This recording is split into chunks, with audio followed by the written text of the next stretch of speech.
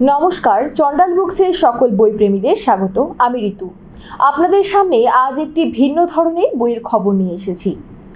মহাভারত তো প্রায় সকলেই পড়েছেন, তবে আজ আমরা মহাভারত সম্পর্কে একটি বৈচিত্র্যপূর্ণ বইয়ের খবর নিয়ে এসেছি, যার নাম হলো অভাজনের মহাভারত। লিখেছেন মাহবুব লিলেন। প্রথমে বইটি সম্পর্কে আপনাদের কিছু জানাই। প্রায় ৩৫০০ বছর আগে নিজের পারিবারিক সংকটের ছোট এক সাদামাটা গল্প বয়ান শুরু করেছিলেন কৃষ্ণ দ্বৈপায়ন।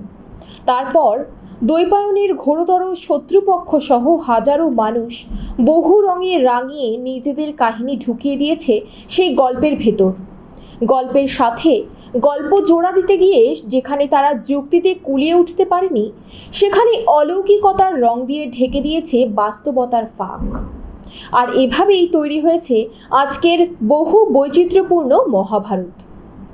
কৃষ্ণ দ্বৈপায়নের জন্মকাহিনী পরিচিত হলেও আজ পর্যন্ত কোথাও তার কোনো মৃত্যুর বিবরণ নেই, যেন নিজের শুরু করা গল্পের বিবর্তন বয়ানের জন্য এখনো বর্তমান তিনি।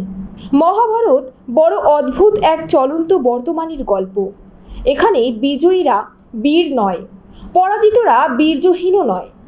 এখানে ভীতরা বিজয়ী হয়ে কাঁদে, সাহসীরা পরাজিত হয়ে হাসে, যেন ঘটনার আরও কিছু বাকি আছে, যা দ্বৈপায়নই বলবে অন্য কোনো সময়, অন্য কোনোভাবে। ফলে দ্বৈপায়নের নামে যুগে যুগে নতুন করে মহাভারত রচিত হতে থাকে।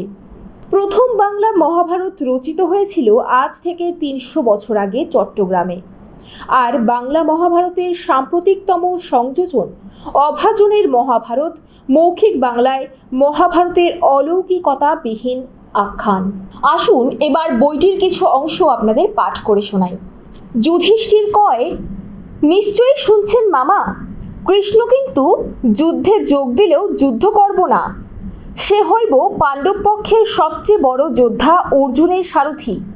এখন আপনি যদি অস্ত্র লইয়া সৈনিকগণ লগে দৌড়াদৌড়ি করেন, তাহলে তো কৃষ্ণের লগে আর আপনার সামনে সমান মর্যাদাটা রক্ষা হয় না।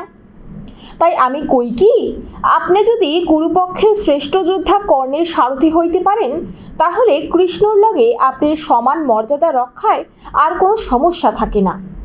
শল্য কয়, বুদ্ধি খারাপ দাও নাই ভাগিনা, কিন্তু তাই বইলা ছোট লোকের পোলার সাথে রথ চলাইতে হইব মোর। যুধিষ্ঠির কয়, সেইটা করলে আপনি ভাগিনাগো সবচেয়ে বড় উপকারটাও করতে পারবেন মামা।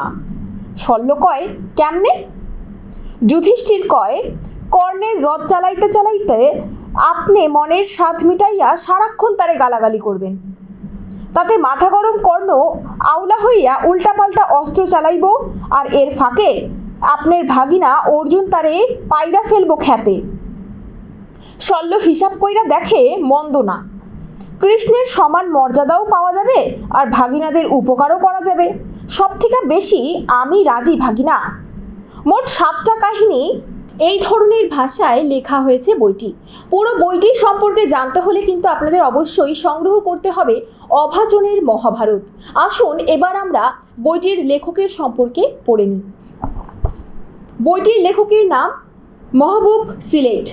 তিনি কবিতা, গল্প, মঞ্চ, নাটক ও আখ্যান মিলিয়ে 1 ডজনের বেশি প্রকাশিত বইয়ের লেখক।